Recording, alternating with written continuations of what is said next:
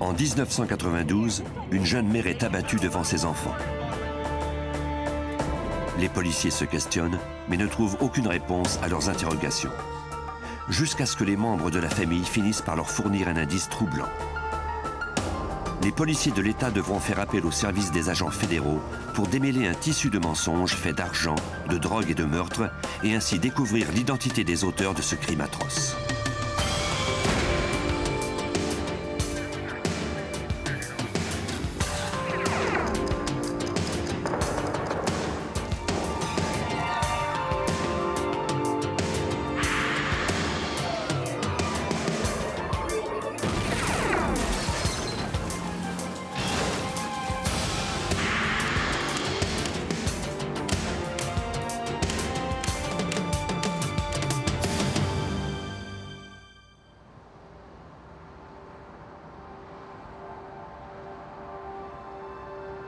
Le 29 novembre 1992 à Atlanta, en Géorgie, c'était le retour à la maison après le congé de l'Action de grâce.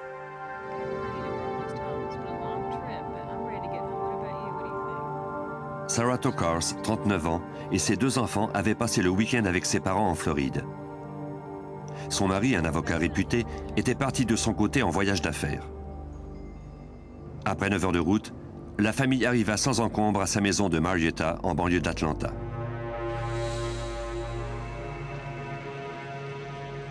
La maison était dans l'obscurité quand Sarah se gara dans l'entrée.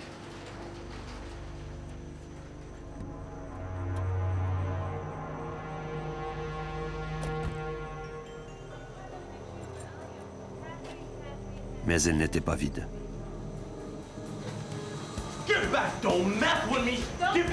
Sarah n'eut pas le temps de voir l'homme qui l'attendait dans l'ombre du garage.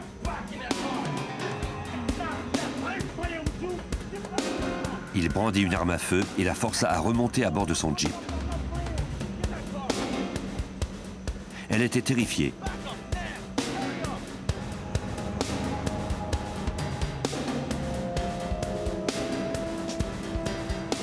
Elle n'eut pas d'autre choix que d'obéir à l'homme. Celui-ci lui braqua son arme à la nuque et l'obligea à rouler en direction de la ville. Elle obéit à ses ordres. Ils arrivèrent bientôt dans un quartier désert où il lui ordonna de couper le moteur. Elle refusa. Elle le supplia de laisser ses enfants partir. Pour toute réponse, il lui tira dans la tête. Il saisit ensuite son sac à main et s'enfuit pendant que les enfants étaient toujours à bord et que le véhicule roulait toujours.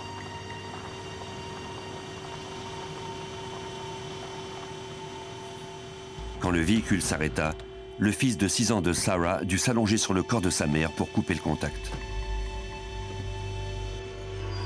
Ensuite, il détacha la ceinture de son frère de 4 ans et ils coururent ensemble vers la maison la plus proche.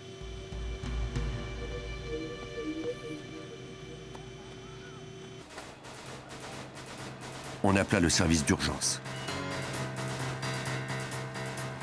La police de Cobb County dépêcha des agents sans perdre une minute.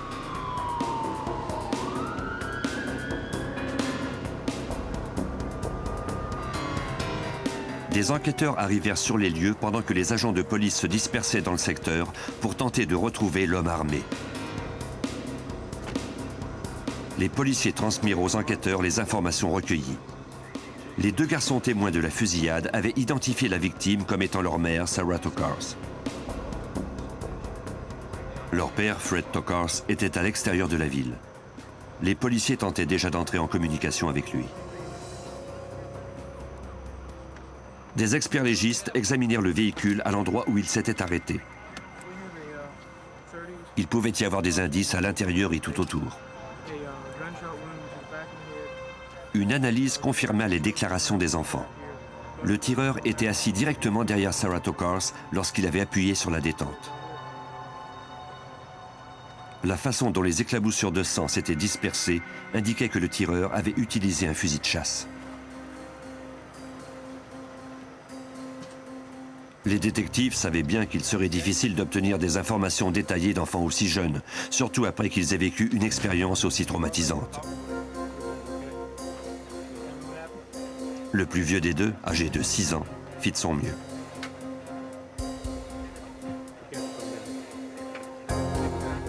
Il déclara que le meurtrier était un homme de race noire qui portait des jeans, un sweatshirt et un bonnet. Il ne peut fournir d'autres informations. Il ignorait de quel côté le meurtrier était parti après s'être emparé du sac à main de sa mère, mais il déclara que son arme ressemblait à un fusil de pirate, comme on en voyait à la télévision.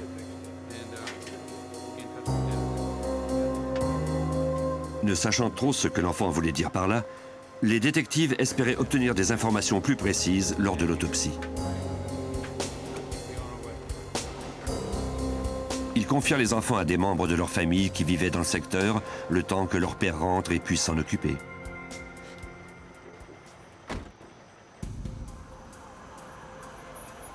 Les détectives avaient obtenu l'adresse de la famille à partir du numéro des plaques d'immatriculation. Ils poursuivirent leur enquête à la maison des Tokars, où tout avait commencé.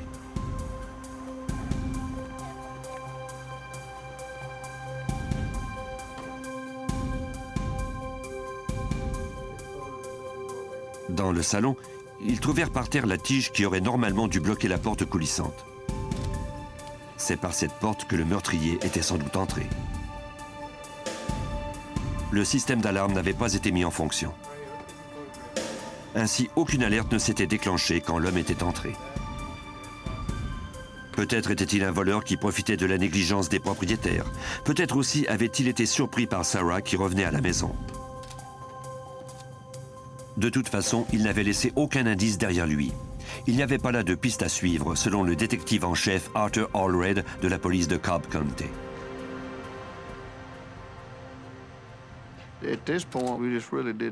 À ce point de l'enquête, nous ignorions ce qui s'était produit. Pourquoi c'était arrivé dans ce quartier de classe moyenne? Un crime impliquant une mère et ses deux enfants, ça n'arrive pas dans un tel secteur.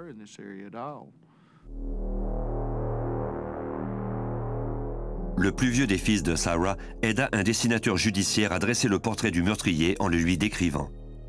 On fit diffuser le portrait d'un homme noir, mince et portant un bonnet. Malheureusement, la description de l'enfant était trop vague pour susciter une piste.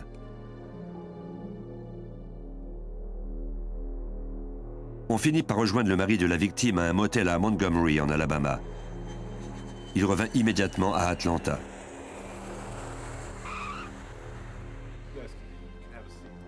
Cet avocat au criminel était conscient du fait qu'on en ferait un suspect dès le départ. Il rencontra d'ailleurs les autorités en présence de son avocat. Rapidement, on put valider son alibi, l'éliminer de la liste des suspects et suivre d'autres pistes plus intéressantes. Ainsi donc, Fred Tokars se trouvait en Alabama au moment du meurtre. Il était allé y rencontrer un client incarcéré à la prison de Montgomery. Ce mari, éploré par la perte de sa femme, assura à la police que sa relation avec Sarah était solide. Tokars était prêt à tout pour aider la police à retrouver le meurtrier. Il fallait maintenant espérer que le rapport du coroner apporterait des réponses. Les médecins légistes confirmèrent le fait que Sarah Tokars avait été tuée à l'aide d'un fusil de chasse. C'était le genre d'arme qui, tronçonné, pouvait faire penser à un fusil à silex de pirate du XVIIe siècle pour un enfant. On ne retrouva que de la bourre de plastique et de gros plombs dans le Jeep. Comme aucune douille n'avait été éjectée, il serait impossible de procéder à des analyses comparatives advenant qu'on trouve une arme suspecte. De plus, les experts n'avaient découvert ni cheveux de source inconnue, ni fibres ou empreintes digitales sur le corps et les vêtements de la victime. Le tueur anonyme n'avait rien laissé qui aurait aidé les enquêteurs à trouver son identité. Comme beaucoup d'autres membres de la communauté d'Atlanta, l'ancien assistant du procureur Buddy Parker fut stupéfait par ce meurtre.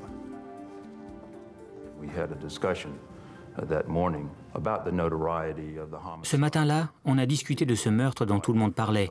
Il s'agissait de la femme de Fred Tokars, une personnalité bien connue du monde juridique, puisqu'il avait été l'assistant du procureur du district de Fulton County. Je connaissais bien ce Fred Tokars. Je savais le rôle qu'il jouait en tant qu'avocat de la défense, notamment dans une affaire dont nous nous occupions à ce moment-là, impliquant un vendeur de stupéfiants.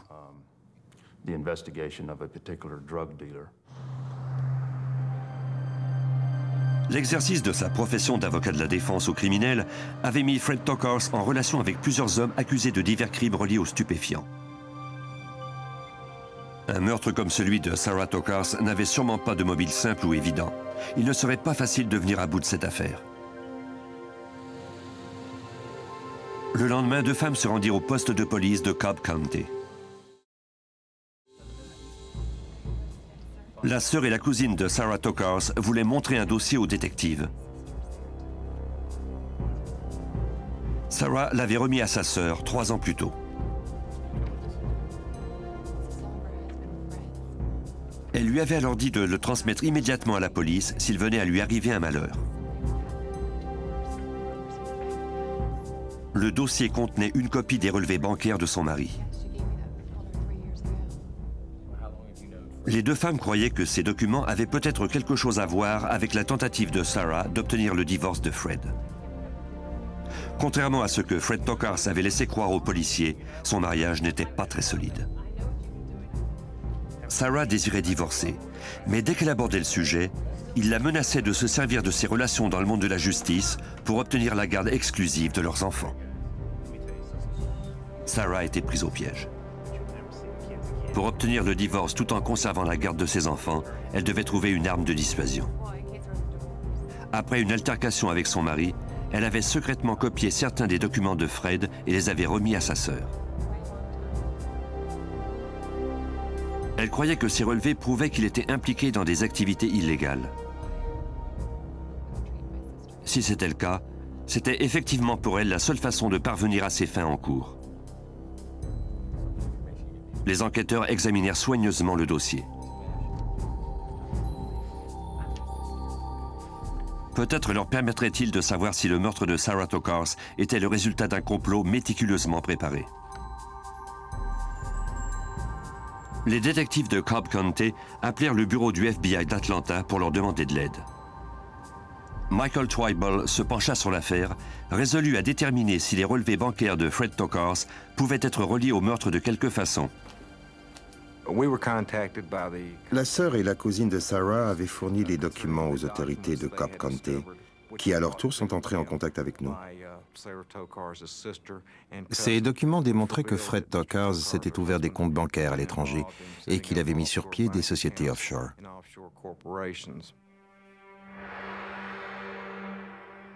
Il faudrait un peu de temps à l'agent Twible et ses collègues pour mettre la main sur les noms et les situations financières des personnes ou des sociétés qui pouvaient avoir un lien avec la mort de Sarah Tokars.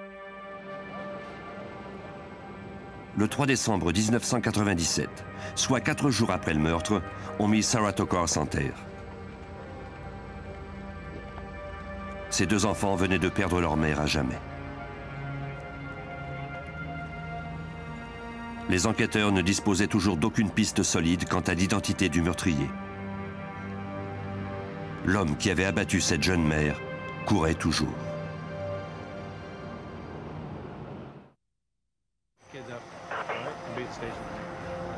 Tout juste après l'action de grâce 1997, le FBI et les enquêteurs de la police locale poursuivaient leurs recherches pour retrouver le tireur qui avait tué, en présence de ses 2 jeunes enfants, Sarah Tokars, la femme d'un avocat réputé d'Atlanta.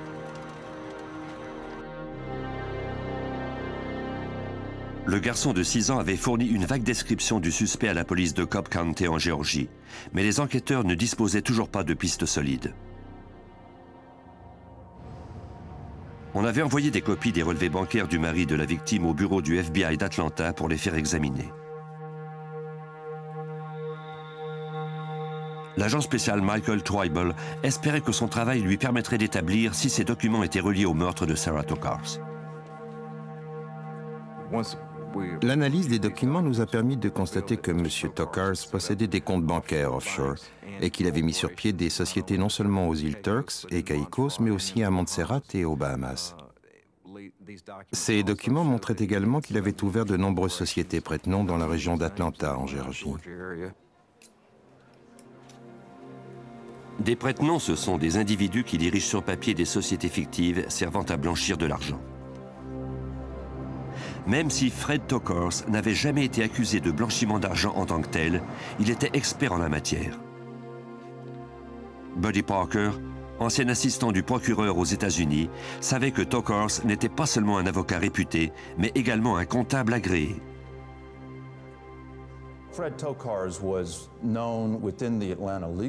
Dans la communauté du monde de la justice d'Atlanta, tout le monde savait que Fred Tokars était un expert en blanchiment d'argent. Il avait même donné des séminaires au sein des forces policières de l'État à ce sujet. Enquêter sur les finances d'un homme aussi habile serait à coup sûr une entreprise délicate. Tokars était apprécié et il comptait d'excellentes relations parmi la haute société d'Atlanta. Il était très connu à Cobb County. Il était dans les cercles politiques, tellement qu'il avait été juge adjoint à la cour municipale et adjoint du procureur pour Fulton County. Il comptait de nombreux amis haut placés et il avait soutenu plusieurs campagnes électorales, autant à l'échelon local qu'à celui de l'État.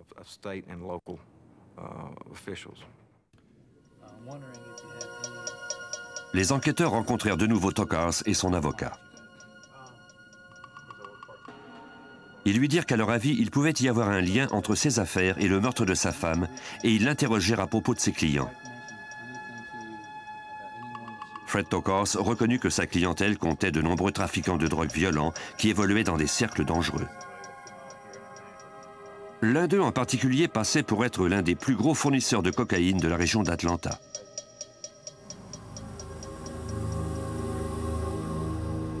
Ce trafiquant était retourné s'installer à Détroit après qu'un autre des clients de Tokars l'ait présumément forcé à se rabattre au nord.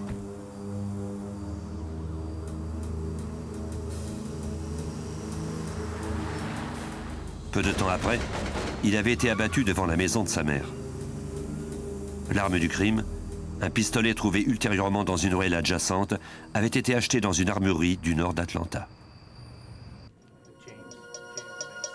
Tokars émit l'hypothèse que les autres membres du gang de ce trafiquant, ou encore ceux-là même qui l'avaient assassiné, avaient peut-être fait tuer Sarah pour lui envoyer un message de menace à lui.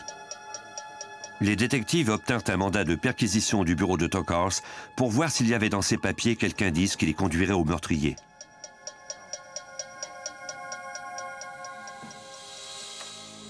Ce soir-là, les agents du ministère du Revenu aidés d'enquêteurs de la police firent une fouille approfondie du bureau. Ils confisquèrent des dossiers, des agendas et des échéanciers qui remontaient à plusieurs années. Malheureusement, on ne trouva aucun indice formel relatif au meurtre. Toutefois, dans la marge des agendas de Tokars, les agents remarquèrent des notes au sujet de ses comptes bancaires offshore. Le montant déposé dans ces comptes dépassait largement les sommes que Tokars indiquait dans sa déclaration de revenus chaque année.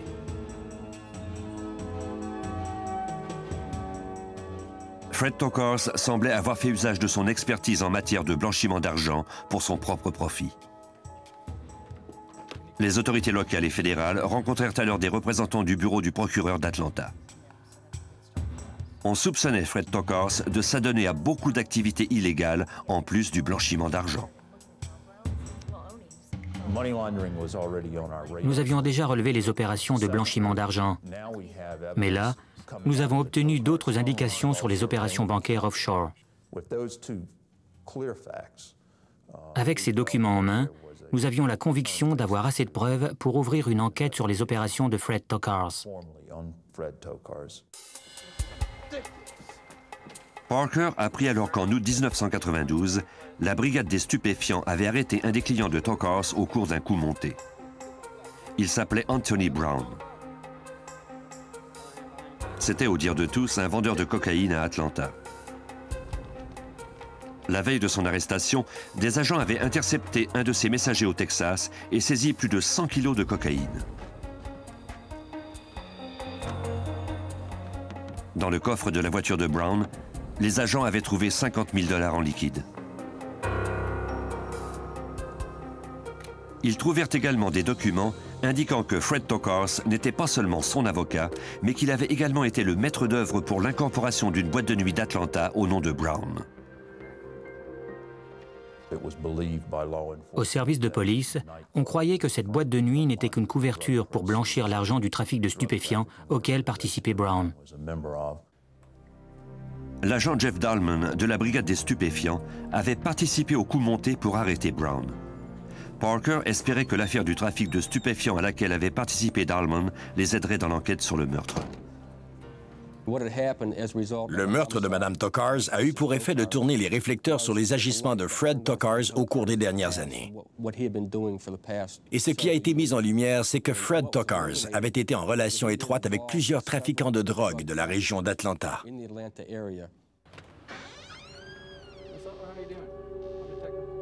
Mais jusqu'où allaient les relations de Tokars avec ces trafiquants? Les policiers interrogèrent de nouveau les voisins des Tokars pour s'assurer que rien ne leur avait échappé. Une amie proche de Sarah confirma que celle-ci voulait divorcer de son mari, mais qu'elle avait peur de lui. Peu de temps avant le meurtre, Sarah lui avait confié qu'elle avait trouvé des documents suspects dans les papiers de son mari. Selon cette voisine, Sarah croyait qu'il ne s'agissait pas simplement de relevés bancaires offshore, mais bien de preuves solides de ses activités criminelles. Une dizaine de jours avant de mourir, Sarah avait confié à son amie qu'elle en savait long sur Fred. Elle avait trouvé des documents qui démontraient qu'il fraudait le fisc. Elle avait l'intention de remettre ces informations aux autorités avant de demander le divorce. Si Sarah avait dit à son mari qu'elle disposait de ces preuves, cela pouvait l'avoir motivée à la tuer. Les enquêteurs apprirent également qu'un détective privé travaillait pour Tokars. Le détective admit que l'avocat l'avait engagé pour approcher des trafiquants de drogue et leur offrir de blanchir leur argent. Son nom figurait également avec celui de Tokars sur la liste des propriétaires d'une autre boîte de nuit d'Atlanta, selon l'agent Michael Twible. Nous avons découvert qu'il était le propriétaire d'une société. En fouillant davantage, nous avons appris qu'il était un prête-nom. Quand je dis prête-nom, je veux dire par là qu'il était la personne légalement responsable de ce club de nuit, alors qu'en fait, il n'en était rien.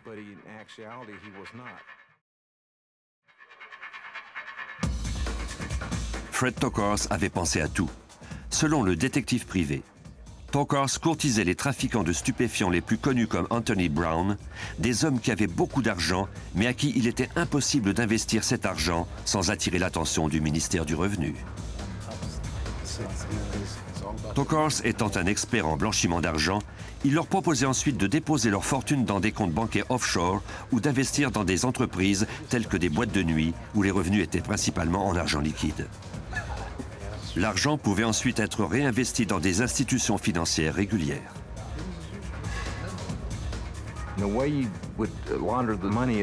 Pour blanchir de l'argent, on peut par exemple dire qu'on a payé 15 000 $ à un chanteur, alors qu'en fait, on ne lui en a donné que 5 000 en liquide.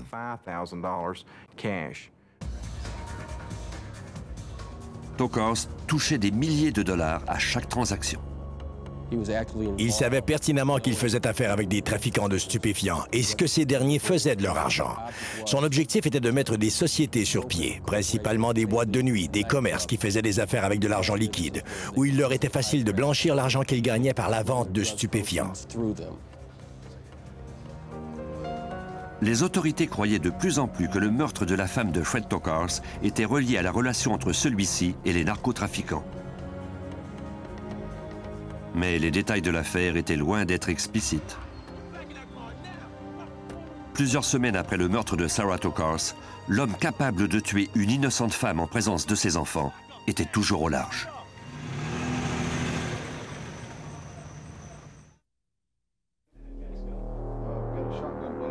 En décembre 1992, plusieurs semaines après le meurtre de Sarah Tokars, les autorités de l'État et du fédéral n'avaient toujours pas retrouvé la trace de ce tireur isolé et ne disposaient encore d'aucun indice sur son identité. Peu de temps avant sa fin tragique, Sarah avait trouvé des documents dans le bureau de son mari qui, selon elle, démontraient qu'il avait des activités illégales.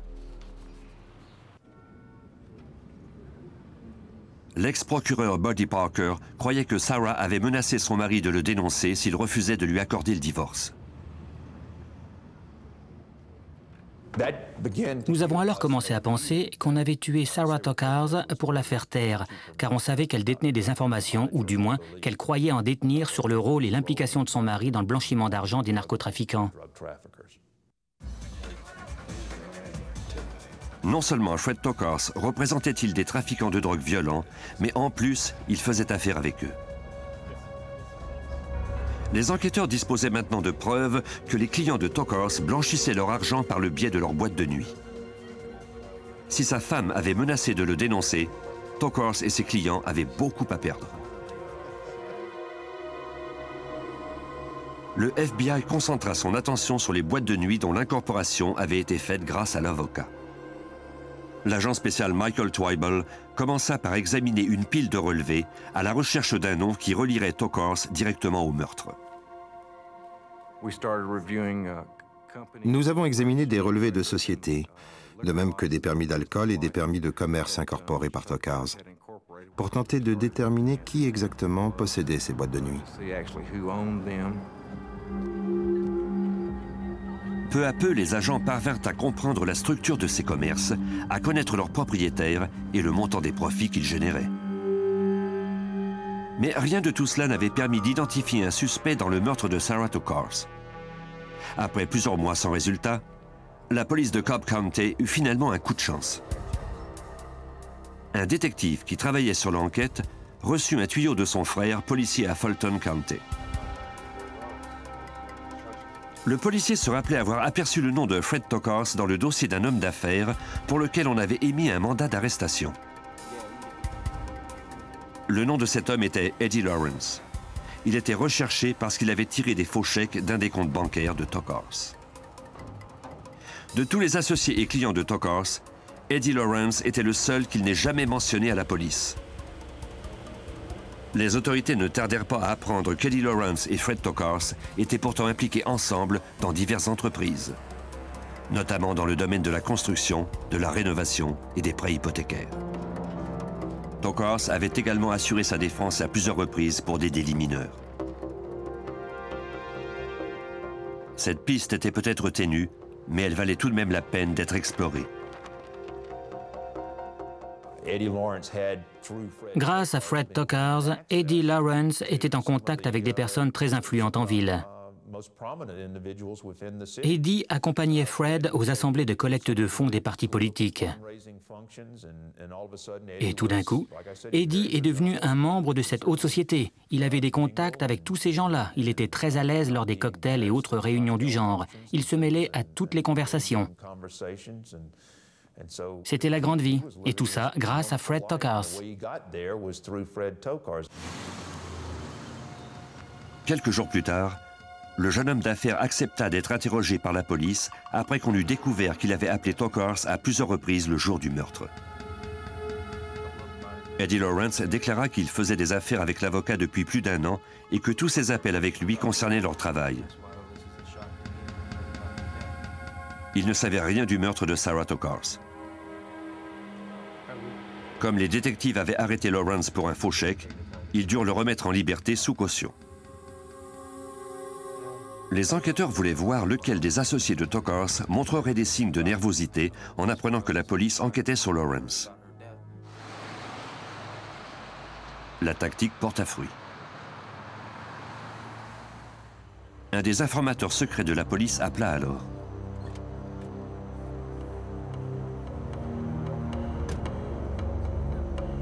Dans la rue, une rumeur circulait à l'effet qu'Eddie Lawrence s'était mis à la recherche d'un tueur à gages peu de temps avant le meurtre de Sarah. On disait même qu'il avait forcé l'un de ses employés à l'aider à trouver quelqu'un. La cible était une femme qui, selon lui, l'empêchait de mettre la main sur beaucoup d'argent. L'employé avait trouvé quelqu'un qui ferait le travail pour lui, Curtis Warren.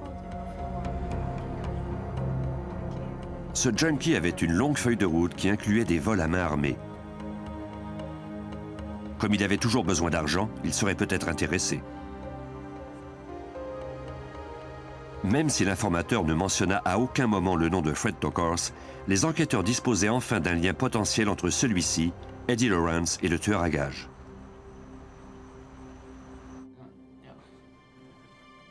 Les détectives interrogèrent Eddie Lawrence de nouveau. Ils le questionnèrent sur sa relation avec Tokars.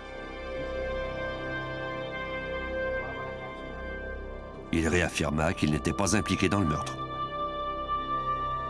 Les policiers étaient persuadés du contraire. Le 16 décembre 1992, par crainte que Lawrence ne disparaisse, la police annula sa liberté sous caution et le mit en détention. Mieux valait qu'il soit derrière les barreaux lorsque les détectives se mettraient à la recherche de Curtis Rower. Ils commencèrent par obtenir le mandat de perquisition de la maison de College Park où Rower vivait, ainsi qu'un mandat d'arrestation. La plus grande prudence était de mise. Si Rower avait pu tuer une femme de sang-froid, que ferait-il s'il se sentait piégé?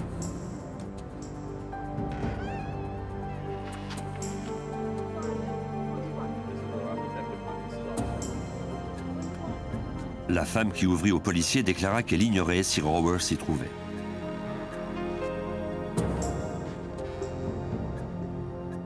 Même si un premier coup d'œil général sur les lieux ne donna pas grand résultat, les policiers restèrent prudents. L'un d'eux entendit alors du bruit provenir d'une chambre à coucher. Curtis, you're in the bed. Let me see your hands.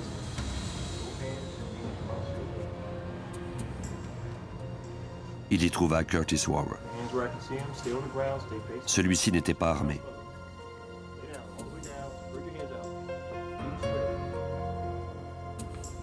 Rower fut emmené et accusé de meurtre.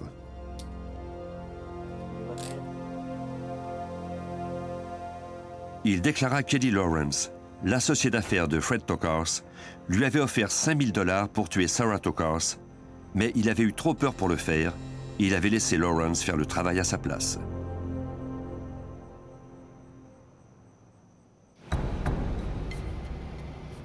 Rower reconnut toutefois que c'était lui qui avait enlevé la famille à bord du Jeep.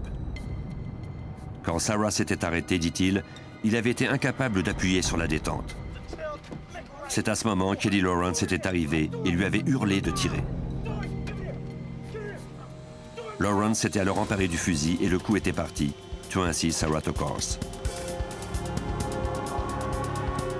Par la suite, les deux hommes s'étaient enfuis à bord de la voiture de Lawrence.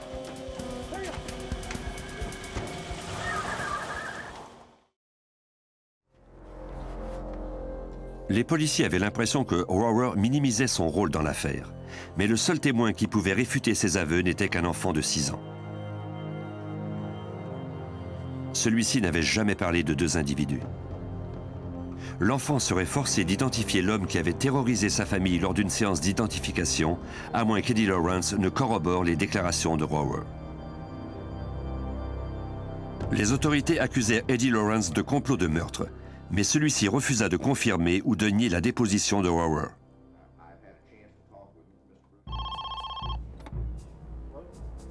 La police de Cobb County avisa Fred Tokars qu'Eddie Lawrence et Curtis Rower avaient tous deux été formellement accusés du meurtre de sa femme.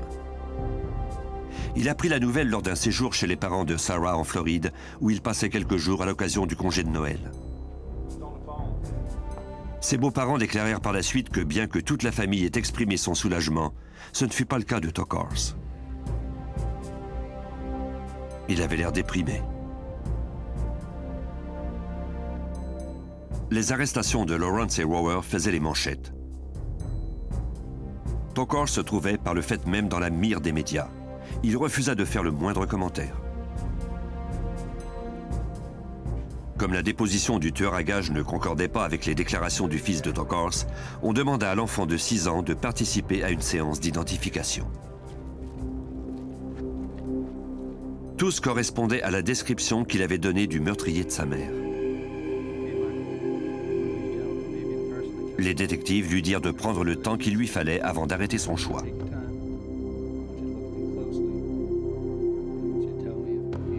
Mais ce fut inutile. L'enfant était trop jeune ou alors il avait eu trop peur pour se rappeler le visage du tueur. Quand on tenta de joindre Fred Tokars en Floride pour le mettre au courant, il avait disparu. Fred avait quitté sa belle famille pour retourner à son hôtel. Personne n'avait eu de ses nouvelles depuis. Le lendemain matin, ils l'ont appelé pour le réveiller, mais n'ont eu aucune réponse.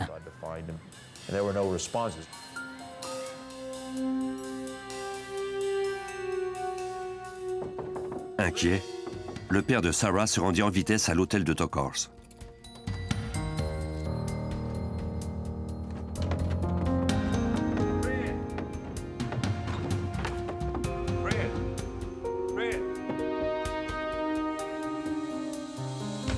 Celui-ci avait avalé une poignée de somnifères à l'aide d'une bière.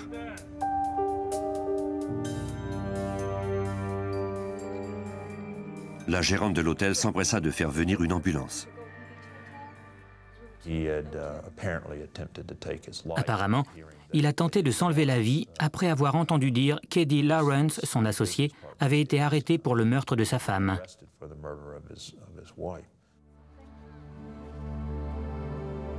Le père de Sarah trouva alors un mot écrit de la main de Fred Tokars sur la table à côté de son lit. Dans cette chambre d'hôtel, il avait rédigé une longue lettre confuse où il s'excusait de la douleur que son style de vie avait causée à sa famille. Il disait que Sarah était une femme merveilleuse.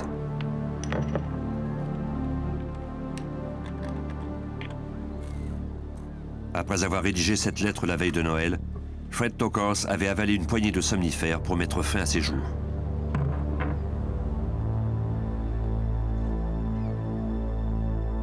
Il gisait dans son lit et respirait à peine. S'il mourait, on ne saurait peut-être jamais la vérité sur le meurtre de sa femme.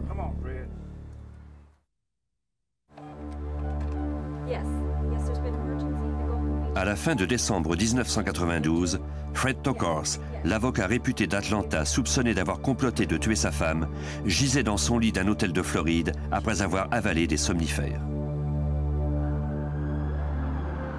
Il fut conduit d'urgence à l'hôpital où il fut réanimé. Quand on lui donna congé, il tint une conférence de presse.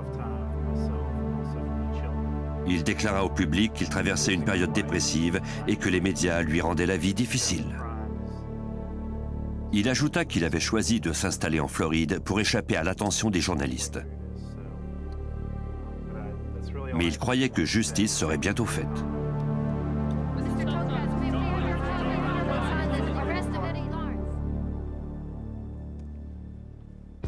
Le FBI était du même avis que lui. Les enquêteurs avaient l'intime conviction que Fred Tokars, par l'entremise de son associé Eddie Lawrence, avait engagé un tueur pour assassiner sa femme Sarah. Ils décidèrent de faire accuser Tokars en vertu des lois contre les rackets, le RICO. Ainsi, avant de prouver qu'il avait fait tuer Sarah pour l'empêcher de dévoiler ses activités illégales, on devrait faire la lumière sur ses activités.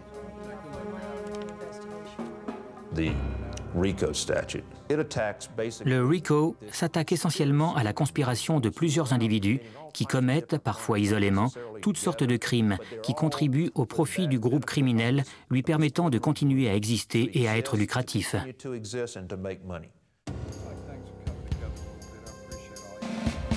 Un grand jury fédéral désigna Tokars comme un conspirateur dans l'affaire du meurtre de sa femme. Même si Eddie Lawrence, l'associé de Tokars, était resté silencieux après plusieurs mois de prison, les enquêteurs espéraient que cette déclaration publique du grand jury l'encouragerait à parler enfin contre Tokars. Peu de temps après, le bureau du procureur d'Atlanta apprit qu'Eddie Lawrence était prêt à passer à table en échange d'une peine réduite.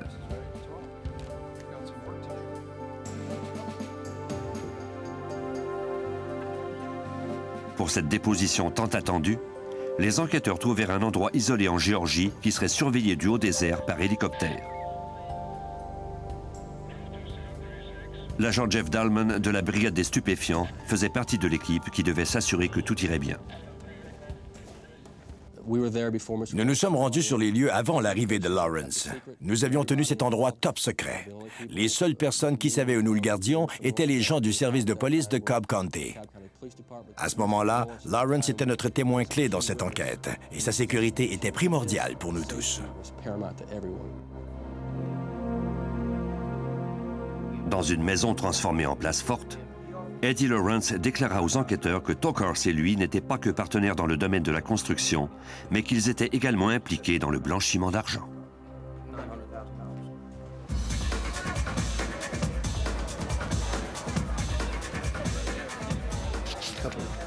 Lawrence raconta en détail à l'agent du FBI Michael Twible comment leur système fonctionnait. Tokars lui avait demandé de solliciter des vendeurs de stupéfiants dans les diverses boîtes de nuit et de leur offrir de blanchir leur argent. Bientôt, il a impliqué Eddie Lawrence dans de nombreuses entreprises. Lawrence devait sa prospérité à Tokars. Mais il devait également 70 000 $ à l'avocat en dette d'affaires. Fred Tokars a rencontré Eddie Lawrence et lui a dit que Sarah avait l'intention de divorcer et de tout lui prendre. Il avait la ferme intention de ne pas la laisser faire. Comme il ne comptait pas la laisser le ruiner, il voulait qu'elle meure. Lawrence commença par refuser. Même s'il avait commis des crimes relatifs au commerce de drogue, il n'avait jamais été impliqué dans un meurtre. Lawrence lui aurait répondu « Laissez avoir la maison, les enfants et les voitures ». Tokars aurait rétorqué « J'ai travaillé trop fort pour la laisser avoir tout ça ». Selon Lawrence, Tokars préparait le meurtre depuis plusieurs mois. Il avait d'abord prévu de la faire tuer dans son bureau, mais s'était ravisé en se disant que cela serait plus approprié de le faire à la maison. Tokars devait payer Lawrence 25 000 $ pour ce meurtre. Selon Lawrence, Tokars a demandé à ce que le meurtre ait lieu quand il serait à l'extérieur de la ville. Lawrence devait maquiller le meurtre en tentative de vol. Que tout ça ait lieu devant les enfants était une situation assez exceptionnelle. Mais Tokars aurait alors dit à Lawrence que les enfants finiraient par s'en remettre, qu'ils étaient jeunes et que de voir leur mère se faire tuer ne les dérangerait sans doute pas tant que ça.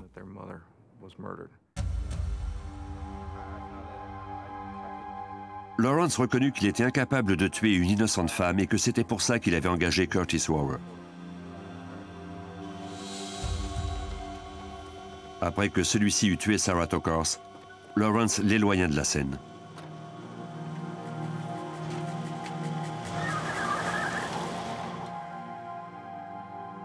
Pour sa coopération dans le complot de ce meurtre, Lawrence écopa d'une peine d'emprisonnement de 12 ans et demi. Quant au tueur à gages, il fut condamné à la prison à vie sans possibilité de libération conditionnelle. Tokars, lui, était toujours un homme libre.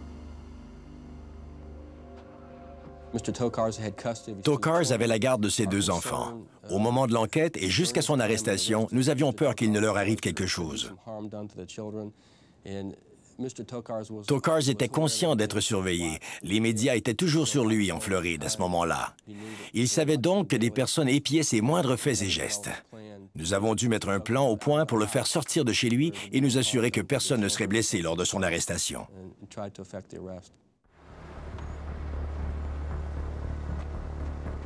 Comme Tokars détestait tout ce qui avait trait aux médias, les agents firent semblant d'être des journalistes dans l'espoir de l'attirer à l'extérieur et d'obtenir une réaction de sa part.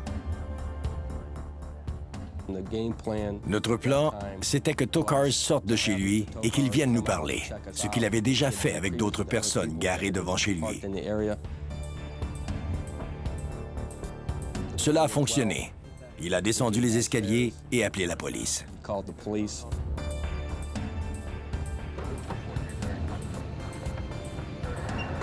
Les policiers dépêchés sur les lieux étaient au courant de la ruse.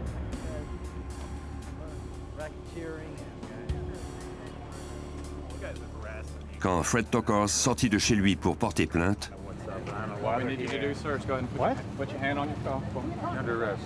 il fut arrêté.